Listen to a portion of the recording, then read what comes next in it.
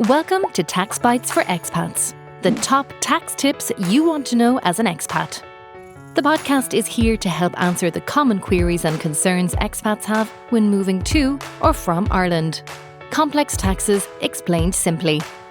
We'll focus on the Irish and international tax issues to be aware of to ensure you save time, money, and stress. Avoid the hassle of dealing with your bank and transfer online, by app or over the phone or Currencies Direct today. Keep listening for an exclusive offer for Taxbytes for Expats listeners, and thanks to Currencies Direct for their support of this podcast.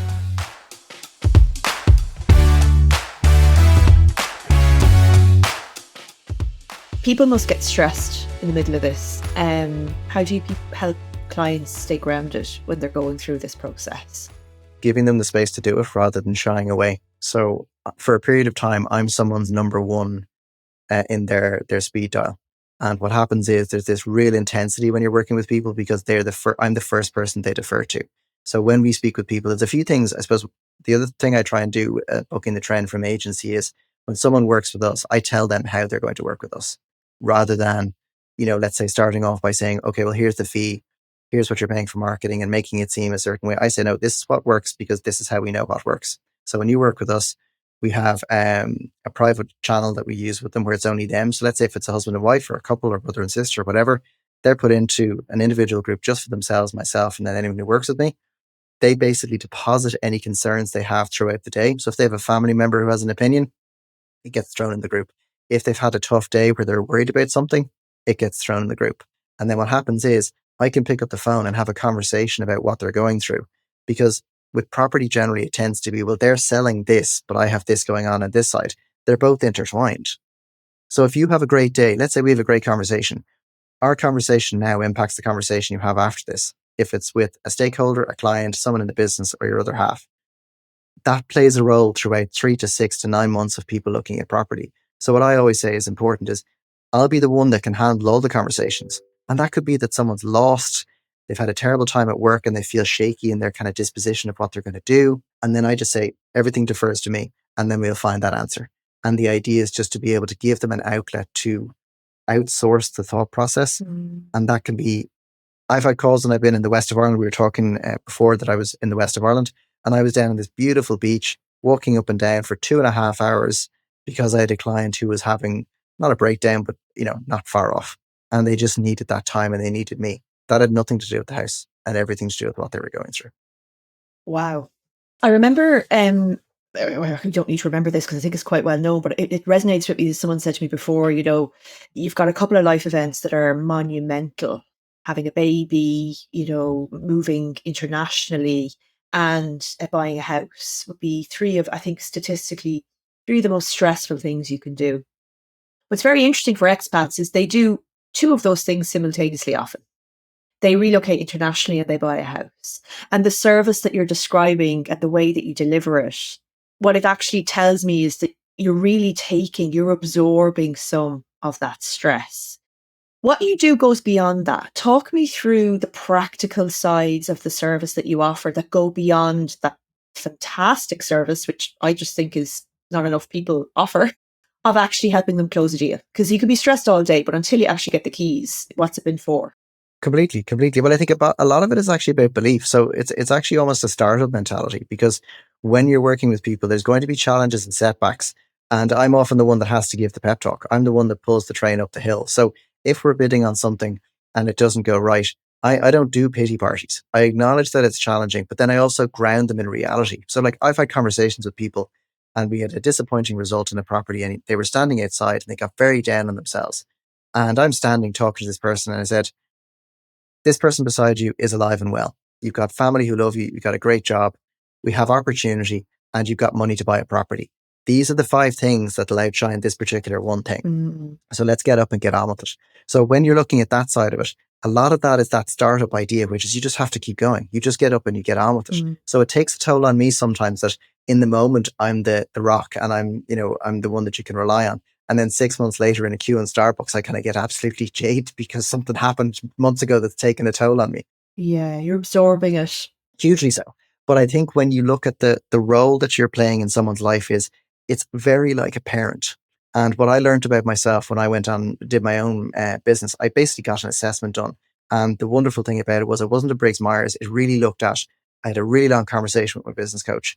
And at the time, he wasn't my business coach, but I did this thing called the pilot's manual. And I understood that I had a parental role. And throughout my entire life, I realized I was a parent because I had to look at, like, my parents were amazing people. But when my father passed when he was 19, I had two brothers. So they were in the house and I was going to parent-teacher meetings and I had to do things he didn't want to do. My mum was an alcoholic. So I had to take on the role of doing the things that needed to be done in the role transitions. But I overlooked that in my professional career because, oh, that's personal, that's private. Mm-hmm. But what I realized was that was me in everything. So when I meet people, I'm the parent telling you or guiding you and saying, it's okay, Stephanie, this is difficult, but there is a hill, and over that hill, there's better days. And I can see it because I've experienced it numerous times. So when you're bringing people through that, that's how you then align them with what they're looking for. Because Daft, My Home, and also Google is phenomenal at selling areas to people. Because if you have big brands and they've got big budgets, they can sell you when you're in New York to make it seem like a certain area of Dublin or Ireland or whatever is ideal. But that's because they're paying for the reach. Yeah. And I've had clients that have thought they wanted a very central location. They were being sold a beautiful spot for a considerable amount of money. And when I spoke to them and understood what they were talking about and what they wanted from life, everything spoke about the coast, the countryside, nature. They can go visit the city, but they don't need to be in it. So when you're getting people to acclimatize to what happens in Ireland, you're helping them with the guidance piece on the property, but you're also then parallelly kind of saying, okay, who is it they need to connect with to be able to create their own network? And then you get to build their potential. And the idea is that you're softening the blow on the property front and then also that transition front, which is, I know your hair is important to you. I know a guy. And then you introduce them and I'll bring them down. We had clients we brought in and I paid as a gift for them to get the haircut. And then I brought them to buy electric bikes. Then I brought them into the local optician. And the whole reason I did that, it wasn't because I was making anything off it. It was so they understood this is how you can connect with people. And I want you to be able to do it yourself with my help. And that's also part of property, because the keys is one thing. But the other side of it is, what do I do when I get the keys? How do I integrate? Where do I get a car? All these little things. And that speaks to the side of it. There is no daft advert that will tell you, you know, your neighbours are going to be really friendly and you're going to have a lovely community and you'll love it here. Nobody can tell you that. And I think, you know, what you're describing is you're giving people tools and showing them that, you know, do this and this will happen. You'll have an element of success. And what I find with clients when we talk to them, because we would tend to talk to them most often because people think about, with the property, they think of the price. With the move to Ireland, they think about the tax and all those other emotional issues under it. You know, they'll be what they will be. They're all very interlinked, in my mind. But what's interesting is kind of having a mindset of, you know, it will be what it would be and we will be okay is so it's just very powerful, because I think when you relocate and when you go into the property market in Ireland's pretty hot right now. I mean, you're closer to it than I am. Mm-hmm. Tell me about what you're seeing. You know, it's great to want a property. Can people get the ones they want? So it really depends. The reality on the ground is that stock is very low at the moment, and you're going to have two different cohorts of people that look at November, December as being the quiet months and they don't want to waste a listing. Not from an agent's point of view, they'll always want to put property up. But if you have Joe and Josephine Public, they might say, well, let's have Christmas and then we'll sell the property. So there can be an extra low amount. But I suppose buying and selling nowadays is 24/7. It's no longer, you know, the papers from March until June, where people rely on the spreadsheets and they see what's there in the paper. But I think the reality for people as well is they have to understand that when you go in with a certain personality, and a lot of the time it can happen that what you're rewarded for in one area of your life, you assume you can be rewarded for in the next. So let's take example of a rugby player. You can have a rugby player that's phenomenal at what they do. They're at the pinnacle of their fitness. They've got that camaraderie. They've got strength. They understand tactics, everything else. That's great. You take them, put them in a suit and throw them in a boardroom. They'll only get away with the odd story every now and again unless they've built up that ability to deal with the corporate world. When you're buying, you can't apply how you became a CFO or a CEO as to how you're going to buy something, because it's your actual disposition. So if you're tough in a boardroom but emotional outside of it, you then need to be very objective as to what you can do and can't do. So when people apply at the role of, I suppose, coming over here, They can say when they move to Ireland, well, there's something on this property that we can just rent, and we'll just rent that and see where we go. But it's available today. It may not be available tomorrow. When are you moving over? Oh, we'll just live with our parents. That's okay. How old are your parents? How often do you see them? Because a 2-week trip once a year or once every 2 years is vastly different to 18 months where you're all living in a 3-bedroom house. And that also takes a toll. That's also a relationship toll. So the relationship toll is also the unpaid tax people don't see when they're buying property, but they assume they may be saving money. So when they look at the market, a lot of it is understanding, getting very clear on their property checklist. So I'm very, very firm on having to do a property checklist. And it's much like defending your PhD or your thesis. I challenge you on it. It's like, why do you want this? Why do you have to have 3 parking spaces instead of 2? Why do you have to live in a city central location rather than the country? Why do your kids have to go to XYZ school? And it's not a judgment thing. It's actually getting them to understand why they're doing it. And the best example I give to people is when you're teaching someone you love to drive, you want to do it because you care about them, but you'll always know a father or a mother or an uncle who's teaching a family member to drive because their hands are clenched in the front of the car because they want to teach, but they care. Yeah. And they're attached to them. So for me, I'm the family member that cares, but you don't see me at Christmas. So I can sit there and say, look, you're telling me all these wonderful things. Yes, you've got the means, but right now, this amount of money does not buy you what you want in this location. Here's why, and here's your choices. You sit on the sidelines and wait like an assassin. You watch the market, you take your time, you be measured. Or here's another option. There's 2 streets over that actually gives you everything you want for 10% less, and you get to go to the same coffee shop. Yeah.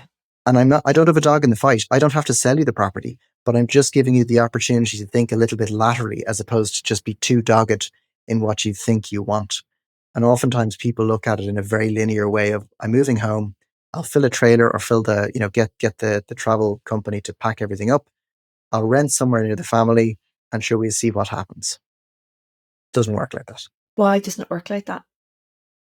Because you're buying into something that's a living, breathing animal and you're looking at it from afar.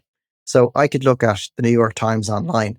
My version of the New York Times through my screen, through my lens of being in Ireland, being in the everyday life is completely different to someone who goes to Wall Street every day. It's completely different to someone who knows the nuances of what's acceptable in the Wall Street Journal and what's not. And commentary is different in every country. And I think the difficulty is oftentimes it's what people see as the investment. The property industry has not done itself a service by cheapening itself over the last 30 years because it's one of the biggest transactions, like you say. People should pay for it.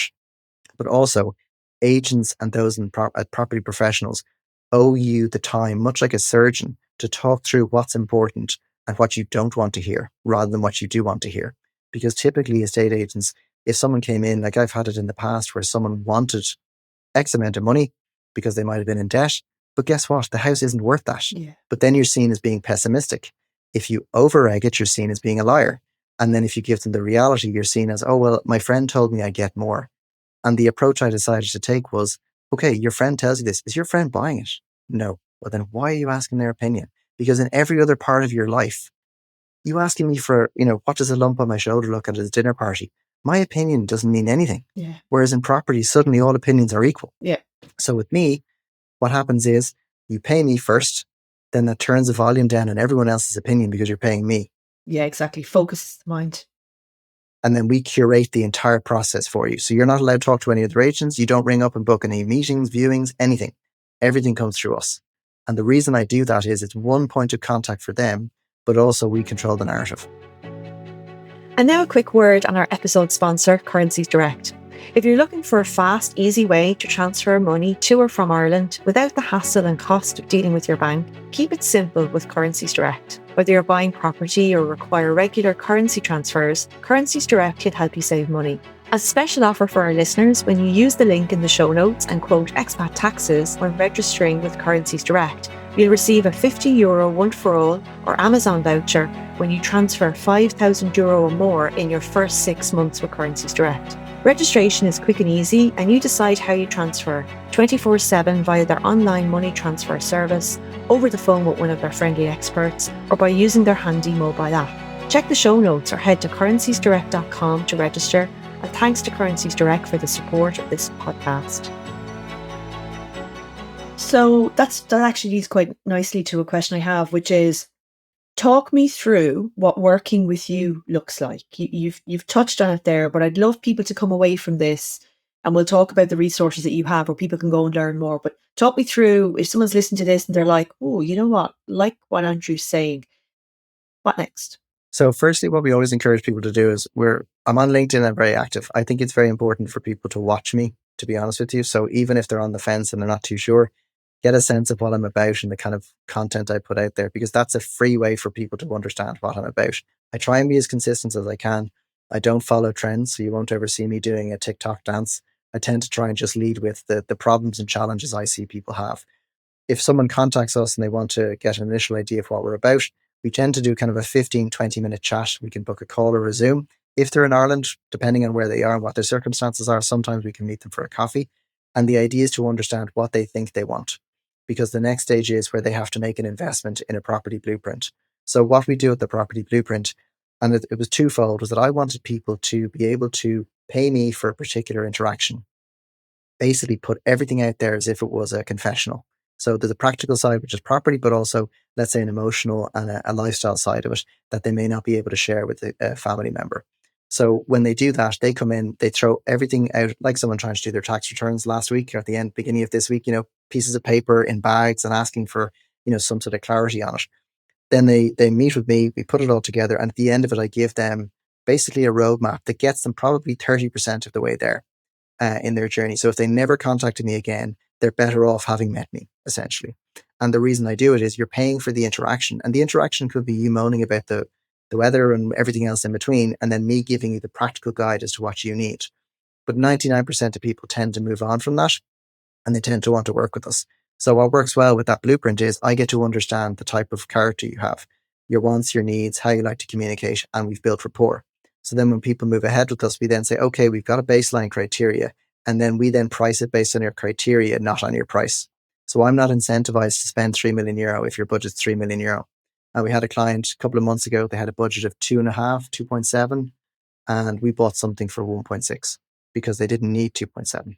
Mm-hmm. And then what we do is we agree the criteria, agree the price, and then they're with us until we source that property. Right. Okay. So you take them through the process of actually getting it, guide them through the labyrinth that is the Irish property market. Do you work with people only within Dublin? What's your reach? No, we do all of Ireland. So a lot of the time it could be the southeast, it could be Dublin, Wicklow, Wexford, wherever it may be. A lot of it depends on people's circumstances, but sometimes what we'll bake into the overall fee is that they need that guidance to understand what they don't want. So the reason I say it for anybody is, let's say if you wanted a 2-bedroom apartment in a certain location and that's it, there's a simplicity to it. But if I try and understand what you think you want and you keep telling me you want to live in Enniskerry or an area just outside of Dublin, or you want to live in Cork, you may have been to Cork once, 10 years ago. You may have left Cork 15 years ago and you've now lived in Dubai. The Cork you left is not the Cork you're coming back to. And maybe the price I allow for that is not necessarily looking at property, but digging into your preconceived notions about Ireland and what you're coming back to. And then you might find, well, wow, okay, I'll visit the family in Cork, but I'd actually rather live in Wicklow, or I'd rather live in Waterford. So when you're doing that, you're allowing for that interplay between the relationship. And what we do as well with the communication piece is, because everything is funneled through us, that allows for other people to try and have a conversation with Stephanie. So let's say, for example, my neighbour's house has come up and you should buy it. And I call that the tyranny of shoulds, because people should all over themselves by being told what they should do. Mm. So in that situation, that gets put into our group, and I can either give them a canned response, which is like, here's a great way to, neutralize this conversation with the person, or would you like me to give them a call? Hi, Stephanie, how are you? By the way, I think it's an amazing thing you're doing. She was always talking about how great you are, but right now she's looking at something different. Thanks a million now. She's a great support. She'd love to meet you for a coffee, but don't worry about the property stuff. And then it becomes, that's nothing to do with the property itself, but that's everything to do with that relationship, because people probably don't know how to react. Yeah. So that's just a little example of, I suppose, that kind of cohesive, holistic view we take to the process. And you know what as well, that's a very interesting point that you make there, that there can be a lot of well-meaning assistance when you are moving to Ireland, particularly if you're returning Irish. Well, my mother thinks I should do this, but my auntie said that that's a good idea. And what happens in the middle of it is you can become a little bit, I don't know what to do.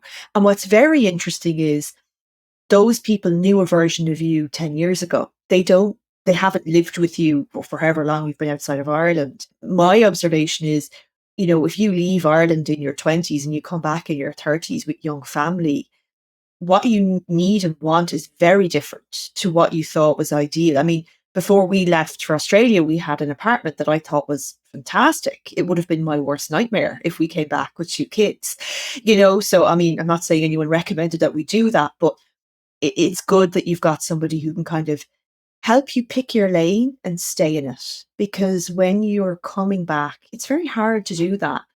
Do you have, this is perhaps a silly question again, but bear with me. Do you guide people as to what certain parts of Ireland are like practically? In other words, do you have a good working knowledge of what it might be like to live in Carlow, for example? I suppose the best way to describe it is the holistic element to what we do, and very quickly to touch on the previous example. So I say it's like investment. You've got friends, family, and fools that will, invest in your startup or your business. But also bearing in mind, everyone's version of winning is different. Mm-hmm. So when you imagine, if I live, and this is to your point, if I live in Carlow and I'm used to living on 3.5 acres, 4 acres, and I've got one local shop and one local chipper, I come up to the Big Smoke and I look at my perceived version of tiny townhouse in a central location that's buzzing and it's a hive of activity. It's alien to me. So my version of a viewing is going to be completely skewed by virtue of where I live. So just for that side of it, that's another side that people are taking someone else's lens and hoping it's going to choose the right flavor of ice cream for them without knowing what their taste is. And that's the mistake that people make, because they think they're saving money, but what they're doing is they're crossing the line, because once is a favor and twice is a chore when it comes to that family side. And then for your question about areas, so we essentially turn into mini detectives. And what I really like about it is that we're looking at something for someone at the moment in Waterford, and we get on the ground. So I've allowed for in the fee that we can go down. I've spent days down there where I'm going to one location at one end, another end at another. And I have contacts where I get a sense of what an area is like from an antisocial behavior perspective. So you could have a lovely house and it's next door to something that mightn't be ideal. And I'll get a bit of an update. Oh, that's a 5 out of 10. Why? A few bits and pieces going on in the last number of months. I wouldn't be delighted to be there right now. Or it could be another one that is seemingly not the best, but it's actually already been gentrified. So it's already gone through that transition or that change. So when you get the localized knowledge of what's happening on the ground, you're layering in another element of trust with property. Because bear in mind, when you see a property online, it's curated mostly. It looks the part, Yes. got wide angle lenses, and it makes a 2-bedroom flat look like the Taj Mahal. But on the ground, what'll happen that's often quite interesting is when we do a review, we basically do a video review with candid commentary. So I don't do romantic music overlay where I'm sweeping to the left and I'm trying to getting a sea view. I stand outside and I look to the left and I say, there's let's say there could be there could be a house that's vacant and it could be in quite a state of disrepair, but it's not on the first photo you see. So what I'm showing them is, okay, this house, terraced house, it's now attached to a house that's clearly been left vacant. First and foremost, I'd be concerned about that, because whatever you spent on your house could be cancelled out by virtue of this house being in poor condition. And 500 meters up the road, there is a pub, and I've heard that it's a very nice place. It's very touristy and it's quite quiet during the week, or the absolute opposite. So when you're finding localized knowledge, it's about being immersed where you're going. So when we take on a client, we then become the avatar on the ground. And sometimes it's about looking at something they think they want, knowing they're going to hate it, but going through the exercise so they don't have to ask a family member to do it. If you said to me, I want to be in a certain location, and in my head, and again, this is where I suppose I'm marrying, it's not about my ego. So it's much like a parent again, where I'm going to go, okay, you've told me you want this funky part of, let's say, Dublin City, and I know full well it's not going to be ideal. Let's go. Let's take a look. And then we do a quick review. And then afterwards, without feeling judged, they go, oh yeah, that's not for me. They've made the decision it's not for them, rather than me chastising them and telling them it's not for them. Yeah. So part of that journey is giving people the space to explore what it is they want. And there are some people that come in and say, look, I want X, and that's it. And like, they're not necessarily emotionless, but they're quite specific. That's fine. But there are people that just need that little bit of bandwidth to say, well, what if it looked like this? And then we give them the space to do it. And they haven't had to buy someone a bottle of wine. There's nothing awkward about being stuck in traffic. We've priced it in where I'm saying, okay, you thought you wanted this. I know you're not going to want it. I say that myself. They get sent the overview and then the penny lands. And for them, they at least know they didn't miss out. And a big part of what we do is knowing they didn't miss out because we gave them the space to talk about it. The thing as well that kind of strikes me listening to you talk is, in professional interactions, they're professional. And buying a house on the face of it is a business transaction. But it's so much more. And it's trying to control the emotion, keep it in check, allow it to dictate to the point where you get the right house, but not let the train run away in the wrong direction. Be that you buy the wrong house, you offer too much, you don't offer enough. Do you see my point? So it's tempering your emotions going into a business transaction from afar. Very difficult to do. I think, what you've described in the process, that there's real merit in that. It's multifaceted. It's been well thought through. Tell me a little bit about, you've mentioned it, the podcast, the community you have, what people should do to kind of contact you. I know you very kindly offered our listeners a sweetener if they mention the podcast. Talk me through that. Yeah, so first and foremost, we basically want to incentivize people to be able to connect with us, because first and foremost, I build relationships for the long term. And what's fascinating about what I do is people have no idea the impact we play. And this isn't to toot my own horn, but once they've worked with us, they're almost embarrassed by what they've paid us because they didn't realize the role we would play in their lives. They initially thought it would be, I'm finding this property and that's it. And this guy will, put that together. What I love about it is at the end, when someone sends a review, and we got a couple of great reviews in the last couple of weeks, which was just the role we played in someone's life and how we're kind of interlinked with them now going forward in so many ways. You might not see them very often, or you might become a part of their network when they're here. And I suppose for me, it's to enable people to explore that without having to commit too much maybe to our full packages. So with the blueprint, anyone who mentions expat taxes, and we're going to send you a separate link afterwards so they can look through it. And all they have to do when they're coming in is mention expat taxes, and we'll give them 25% off the initial blueprint price. So it's a good saving first and foremost, but it also gives people a platform to be able to have that conversation, work through that blueprint chat or conversation or strategy session with us. And if they never contact me again, at least they're better off because they listened to the podcast and spoke with me. From a property point of view, we have a podcast that goes out every Sunday, and it's called Shut the Front Door. And the goal behind that is to layer in a little bit of my humor and my candor as to how I like to do things. But that's well worth the read because I only ever tackle one topic. I keep it short, so it's usually about 650, 700 words. And the idea is to really scratch that itch of someone who's going through something. So we've talked about the topic of death, windfalls, exiting a business. What do you do now when everyone wants your money? Divorce. How do you move? Like we had another one called settling sunset. So what do you do when you settle for a property? That's very easy to assume it's a win, but in a year's time, you're going to hate each other and the property. So that's a big part of it.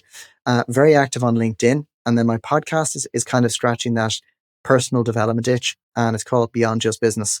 And the goal behind it is to, I suppose, it brings my type of clientele towards me as well, because when they listen to it, they realize that how I connect with people, how I transact is more about relationships, connection, and potential than pay me and I'll shoehorn you into something that fits and hope you lose my number. So what I like about that is we tackle a lot of areas that are outside of everyday life, but they talk about the potential you have, the scope to change, legacy, which speaks to a lot of people. So let's say you have business owners that are very successful, and many of your listeners may be. They say the first generation grows it, second generation mows it, and the third generation grows it, and the third generation blows it. So when you think of legacy when it comes to these things, we could talk about that as in, why are you in a certain business? Why are you a lawyer? Why are you buying this particular property? And then the types of listeners to that podcast tend to resonate with how I do things. So it just gives people a few different avenues. So in summary, we have a great referral fee for anyone listening to Expat. All you have to do is mention expat taxes. We have Shut the Front Door, which is the newsletter that goes out weekly. And I'm also happy to send on the link. And I have the Beyond Just Business podcast, and I'm always on LinkedIn as well. So anyone who wants to connect, follow, ask any questions, I'm more than happy.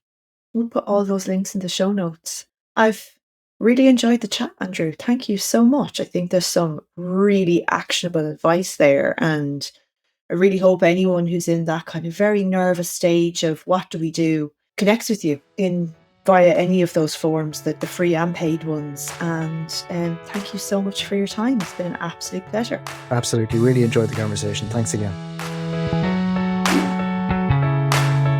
Thanks for listening to Taxbytes for Expats. Please do leave a rating or review wherever you listen to your podcast. And as always, Remember to take professional tax advice specific to your personal circumstances before acting or refraining from action in connection with the matters dealt with in this series. The material in this podcast is intended to give general guidance only.